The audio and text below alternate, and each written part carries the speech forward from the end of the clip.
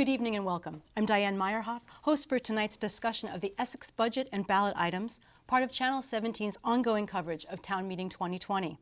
Tonight's show is being aired live on Channel 17, streamed live on the Channel 17 website, and will be available via podcast. We welcome your comments and questions. If you're watching this program live, please join the conversation at 862-3966. Joining me tonight, two folks, Elaine Haney, who is on the Selectboard, yes, and Evan Teich, who is the Unified Manager. Did I get that right? That is correct. All right, the Unified Manager, perfect. So, folks, tell me, what do people need to know when they come out to vote? And I believe this is going to be considered at March 2nd at your town meeting, right? Okay, good. And we'll talk about how folks can come out for that and dinner later. That's right. So on March 2nd at Essex High School, we'll be having our annual meeting. Yep. Starts at 7:30. The dinner is at 6:30, and we have a new menu. Oh, so very important to note that, a excellent. new menu. We will be having a floor vote on the budget. Okay. And then the rest of the ballot items are decided at the next day at the polls. Gotcha. The polls are open 7 to 7 on Tuesday the 3rd. Essex Middle School and Essex High School are the polling places. Good. And the meeting on the 2nd is where? At Essex High School, in the auditorium. Okay, Yeah. great. So. Good. The Town of Essex annual budget for FY21 will be $15,332,134. Okay. It's an increase of 3.38%, and that's a $501,485 increase. The average home of $280,000 in the town. The average home, That's 280. Wow, average okay. or median? That's average. That's the average. Yeah. Okay. They'll see a $34 tax increase Okay. total. Yep. The rate goes up about 1.21 cents per $100, Okay. and the rate increase percentage is 2.39%. Okay. So that's the Wow. overall Sure. Good. umbrella. Yes. Evan, if you want to go to the next slide, you're already there. So we have been spending the last several years consolidating our services with the Village of Essex Junction. And the purpose for that was to find efficiencies, eliminate duplication, and keep tax rates at a manageable level. So since 2014, we've aligned or consolidated all of the services that are on the screen. So police and senior bus, we've had those consolidated for years and years. We hired Evan as a unified manager 2 years ago, but prior to him, we had hired Pat Scheidel. The village had hired Pat Scheidel, and the town and village shared him, so that was a long time savings at this point. Our tax billing and collecting, finance, stormwater services, highway, IT, public works administration and paving, clerk, elections and records, human resources, benefits, fire departments, and rec departments have been aligned. The fire departments and the rec departments have been aligned only and not fully consolidated, but the rest have been consolidated to the point where town residents are sharing equally the cost of all of those services. So fire, we've had the pay rates of the village and the town departments aligned so that they're similar. Okay. And the training occurs, they train together. And the rec departments of both the town and the village have been located together at 75 Maple Street, which is in the village. And so that way they can save money by having a single catalog and providing a one-stop shop for all of our residents to register for their programs. So consolidation is a super important thing for us. It sounds like you're almost there. We're almost there. Would you say, Evan, 80%? We're about 80% of the way there, and it is presented some interesting challenges. A lot of what we talk about in the budget is how to share things, how to be cost efficient and effective with our services, and we continue to work in that process on a daily basis. We have a lot of very good employees who are very dedicated to providing excellent service to our residents and our businesses. So that makes it a little bit easier. Yeah. And there's other services that we share that folks may not be aware of, or they know about them, but they didn't realize that everyone pays evenly for them across the entire town. Our wastewater treatment plant, which is located in the village of Essex Junction, is actually paid for by Essex Junction, the town of Essex, and Williston. We have a shared service agreement for that plant. The town of Essex covers Essex Rescue, Green Mountain Transit, those fees that we pay for those services that occur throughout the town. health insurance and employee benefits and buildings and property maintenance, and we have an economic development committee that covers the entire town of Essex, and we work on locating businesses, bringing businesses to Essex, retaining the businesses that are already there, and that's done town-wide. The savings we've achieved on the consolidations is significant. So 2.82 million since FY14. And that's been the savings of having a unified manager and a unified finance and administration department. Our stormwater and public works departments are together under one roof, not under one roof, but under one line item, basically in the budget. And that savings is carried year to year. So we've been really fortunate to be able to temper the increase of taxes that would have occurred had these consolidations not been in existence. They're really important to what we're trying to do. Overall, our budget objectives for FY 2021, this is not a controversial budget. There's not a lot going on this time. We want to ensure continued delivery of really high quality services that our residents have come to expect, and attract employees, retain the ones we have, because we think we have the best employees in the state, so we just know that. Okay.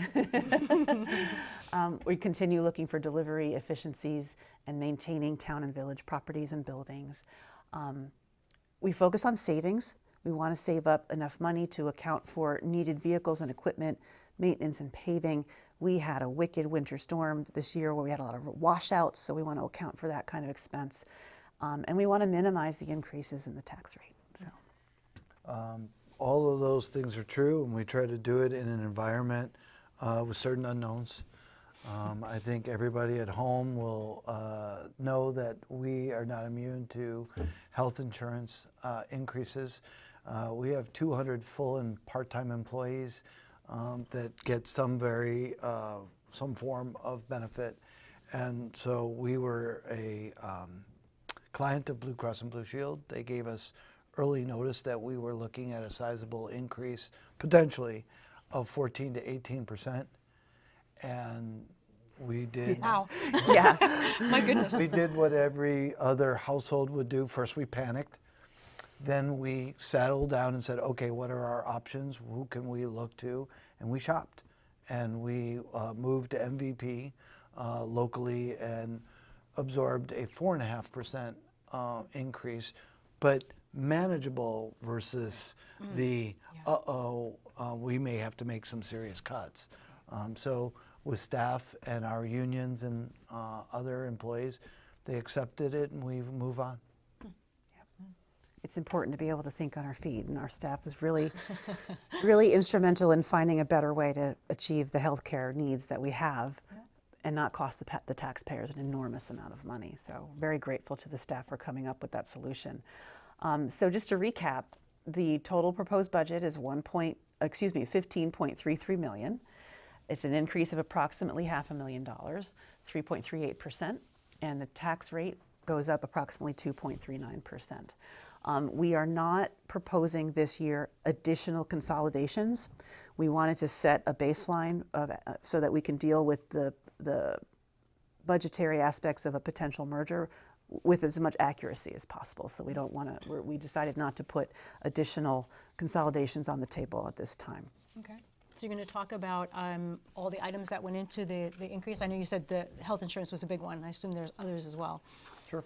Absolutely. So the largest share of the increase is personnel costs, including benefits.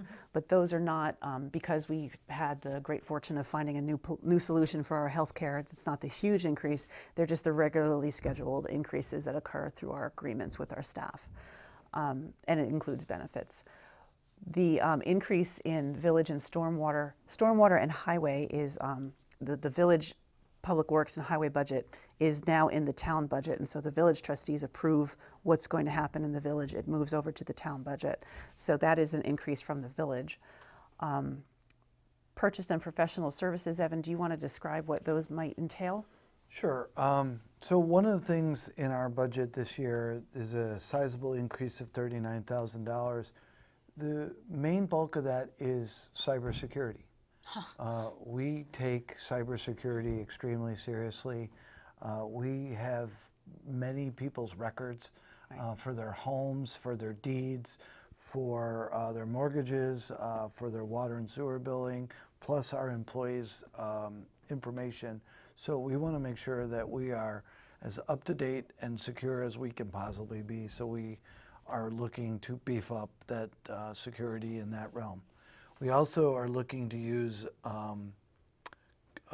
data for our benefit. We run two budgets, the village and the town budget, total of about $18.5 million. And so we want to be able to do that in an efficient way and show the elected officials first and then the public where their money is going in a graphic sort of way. So that's a bulk of what you're seeing, plus an HR software system. Believe it or not, for two communities of 200 full and part-time employees and about 200 seasonals, we have one full-time HR person. And to keep it at that level, we need to use digitization to keep it at that level. Yeah. We should also say that you're talking about technology and the importance of keeping it safe, and we should say that I'm sure it is safe now. We're going to make it even safer, just so everybody Absolutely. knows that Yes. we're not, yes. Hopefully nobody who's watching this says, let's put that to the test. Exactly. Because we hear a lot about municipalities, and That's I've right. been through a recent virus that I got from a client, so I'll give you one statistic. Our servers block about 18,000 intrusions a week. Wow. That's And that's just the incomprehensible. ones. And then we have different software, and we even have things in all of our emails. If it comes from the outside, be very careful about opening attachments. We've even had trainings where if you do open something and now you absolutely wish you hadn't, don't just close it and don't tell anybody. Right. It's okay.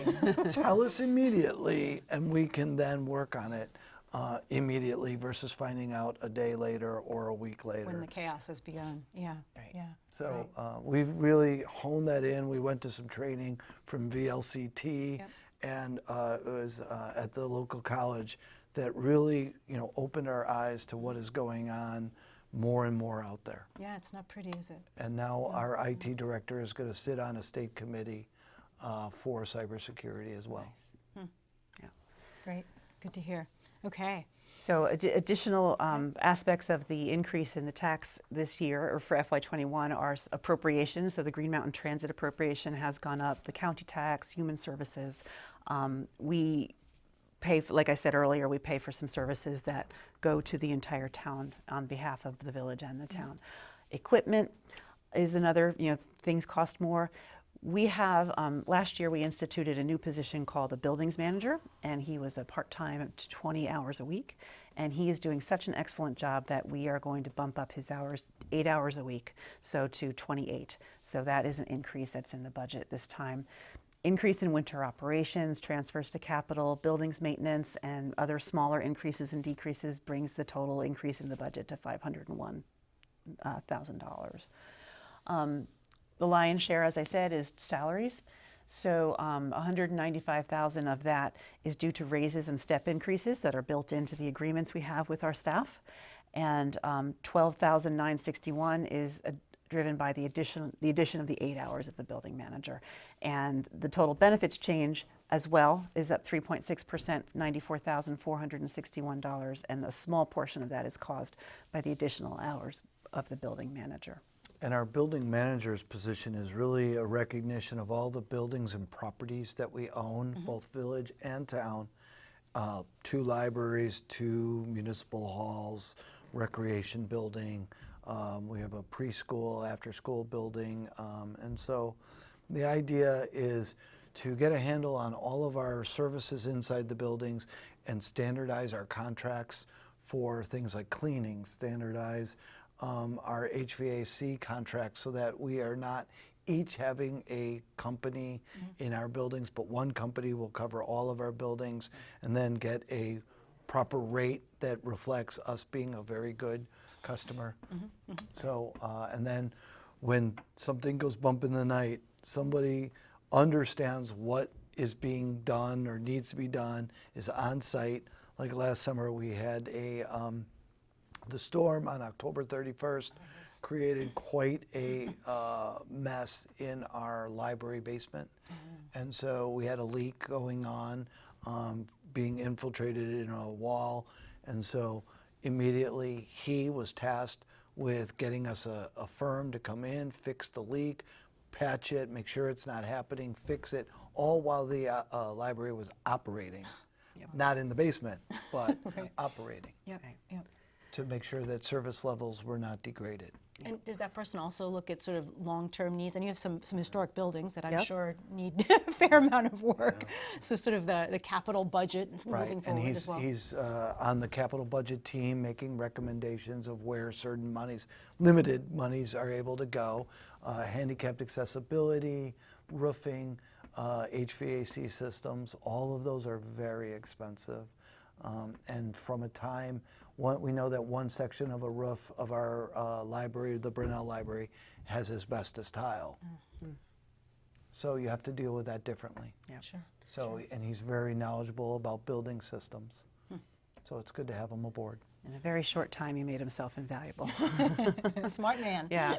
So, and Evan, if you want to switch to the next slide, it just shows that the addition of the 8 hours to his position makes him from a half-time to a 0.75 time employee. We also have a project manager position. That was created out of another former full-time position that is not being refilled as a full-time position, and this project manager assists the select board and the staff in working on the potential merger plan that we're developing at the moment. So as I talked about a little earlier, the estimated tax impact of this increase to the budget is 0.5188 cents, and that's an increase of in the tax rate of 1.21 cents per 100 dollars, which equates to $34 a year on the average house of $280,000. We're also assuming a grand list growth of approximately 1%. And we also use $100,000 of fund balance to carry over to the following year to alleviate some of the increase in taxes. Okay. Okay. And in a nutshell, this is how it looks when you look at the entirety of the budget. And I'm going to have to look at the print on my paper is way too small. So I'm going to have to look at the screen here. So the lion's share of the budget is public safety, police, fire, and going backwards from there, highway is $328 out of the tax bill. A tax bill for an average house of $280,000 is about $1,509, and so 328 of that is highways, 531 of that is public safety, health and welfare, culture and recreation, debt service. We have a police department bond that we're paying off, as well as a sewer bond, I believe. And intergovernmental, stormwater, capital, those are all aspects of the budget that are taken out of this one lump sum payment that a single household would pay towards the taxes, general government as well. That is the end of our presentation, I believe. But Looked anxious to hit that button. I so know, that was all we okay, had. what's that? Right. So, Well, it's an interesting chart, and I think it really shows that how much your local municipality is involved in. right. Yes. We take great pride in making sure that our roads and sidewalks are passable. If anybody has ever been on Route 15 in the morning, coming through the town of Essex and the village of Essex Junction, or 117, or whatever, we hear from a lot of people, and no disrespect to any other municipality, oh, thank goodness I've reached here because we hit it hard. Roads are good here. We hit it hard, but it costs a lot of money to do those things. The village itself has always wanted to be a walkable community, and up until recently did not have school busing. So there was always a culture of kids walking to school. Right. They still do, but some of them go for busing. So Right. it just shows all the dynamics of the operations. We take public safety very seriously, as many of our local communities do. Call volume is up, traffic is up, and so we want to make an ability to address it before things get to a stage where it may be too hard to make a dent. And we've definitely had to adjust with the busing because the busing changed out in the town outside of the village area. And we've been adjusting plow routes, making sure that where the bus stops are, that I think the first quarter mile Yeah. from the bus stop Different- out different is age plowed. groups. Right. Different age groups have different distances that they could be allowed to walk before a bus. And so we coordinate with the school district of where their pickup points are, where our plow routes are, Okay. and try to coordinate the best location for a pickup route so that one of the things that we discussed with them is what's the time addition to a bus route if you add a bus stop? It's about 90 seconds to 2 minutes. So if you think about a child who's already on a bus for 40 minutes Right. or 45 minutes, that extra 2 minutes or extra 5 minutes is about the leeway time of whether they're going to make it to school on time or not. And that type, so they're sensitive for it. We were sensitive for it, so we coordinated. Right. So are kids really on the bus for 40, 45 minutes? Is that pretty common? It's not necessarily common, but it can happen because of traffic, because of weather. That's significant. You know, on a day-to-day basis, it really depends on how many kids come to a bus stop and how long it takes them to get on the bus, get seated and stuff, and the bus go. Right. So yeah, I guess Does at that the vary outset. though? Does that vary? Yes. Oh, because people drop kids off. Is that why? I mean, what's We the still what's the have variant point there? We still have a lot of parents that will drop their kids off. In the village, especially, this is the second year of busing, and so, like Evan said, up until now they've had drop-off and walking.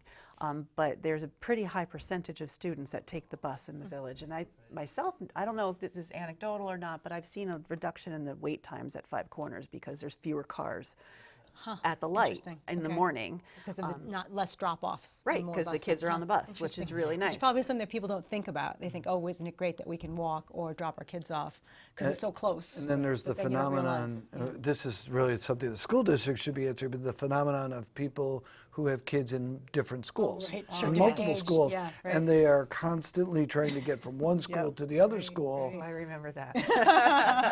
It's like you need a little shuttle train or You something do. back and forth. And I had a period where I had one in each school. Oh, my 1 goodness. year, that was really a Wow, challenge. I bet. It was pretty interesting. Okay, interesting, yes. It's important also for our residents to realize and to remember that the budget that we have for the town, that is only a portion of the tax bill that they receive. The lion's share of, I said the lion's share a lot this evening, the majority of the funds that people pay in their taxes go towards the school district. So I believe it's like a 60, maybe a 70-30 split of, 30 being municipal taxes and 70 being Essex Westford School District taxes. So sometimes folks don't remember or don't realize that this is just a smaller slice of the pie of the overall taxation picture that we have in Essex. No, that's a good point. And we should also perhaps mention that, school taxes also are tied to income, right? What you pay on your school taxes at the end. Have some income, there's a prebate and such. They keep Yes. changing the names on me. Yeah. But then people don't necessarily pay the full amount of Not what those taxes necessarily, are. but they're primarily, the initial bill is based on property taxes and the Yes. state rate, so, Yeah. right. So, but not so much for what you all are thinking about. So it sounds like a pretty slim budget, a small increase. I don't know how it compares to past increases. It's about in the same range. I think last year may have been somewhere in the $28, $29 range. It is something that the select board was very concerned, as they are every year, but they really want to make sure, one, that we are keeping up with what we need to keep up with. We started. Keeping up with the priorities. And then always looking out a little bit out into the future to make sure you're not caught short.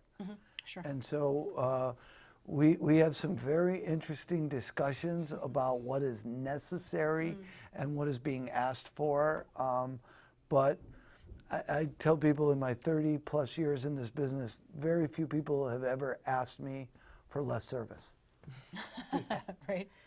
And before we run out of time, Yes. Diane, we should talk about the capital plans. We have a 2% tax for capital. Okay. And so we have an addition of $537,000 in capital tax revenue that's coming in, and we're going to be spending that in FY21 on some deferred maintenance at the Essex Free Library, some slate roof repairs, tree farm improvements, a police radio base station, road improvements, highway vehicles, fire vehicles, and other heavy equipment, park assets. So we have it all. A little bit of everything. A little bit of everything. Yep. But we do, we have some deferred maintenance at the library that's of primary importance that we want to take care of.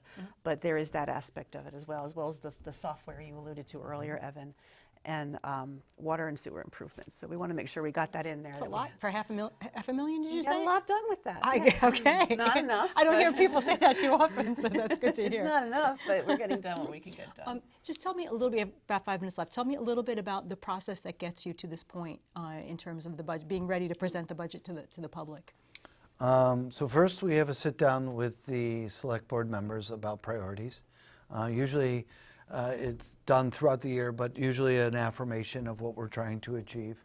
And then I go to work with the department heads of the town, and we give them budget direction. They put their budget together. They then get to come into a conference room and be grilled, both sides. Grilled on both sides. They have to defend their budget. We ask them questions about their requests. We scrub it a bit. When we are satisfied that that is what is needed to perform the task, that all gets put into their spreadsheets, and then we have a budget work day.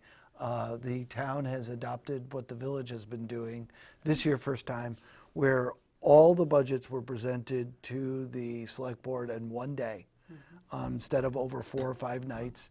So it was a long day. It takes a lot of discussion and compromise and some thoughts, but everybody's then in the room, mostly to hear it. And they say, well, okay, we're generally satisfied, but then these are the numbers that we're willing to go out to the public, and we do at least 2 public hearings, Right. and we hear from the public, and then they make a decision, and then you go to town day on the 2nd of March, and the last 2 years, people from the floor have added money to the budget. Which must feel good from your perspective. Well, we try to prepare as realistic a budget as possible, and so last year it was $100,000 was requested from the floor to do more paving. And so when those requests come through, that's a desire of the public that they want to see us accomplish, and so we do exactly what they ask. But yeah, they didn't ask to cut. They asked to add the last 2 They years. asked to add, and the year before that, it was to hire 2 police officers Right. sooner than we had budgeted, by 6 months. And that's an affirmation of their desire, what service levels they want, and they felt that if it was that amount of money, then let's try to get going sooner. And so we aimed to please. Exactly. The voices were heard. Exactly. Yes. Yeah. So hopefully our voters will see this budget, and this will answer their questions. They can always contact us with more, and of course, town meeting is the time where they can ask questions from the floor. And we probably should mention this information is available on your website, I assume. Just give Absolutely. us that address so folks have. Essex.org. That's easy. Essex.org. So folks can get some last-minute information if they like. We're getting close. Yeah. So I think we should just let folks know again, right? So the town. You don't call it the town meeting. You call it the annual meeting, right? Is the They're annual meeting? interchangeable. Okay. Also, the annual meeting is being held on Monday, March 2nd, 7:30 p.m. at Essex High School, and that's for consideration of the town budget, which is what we talked about right at this session.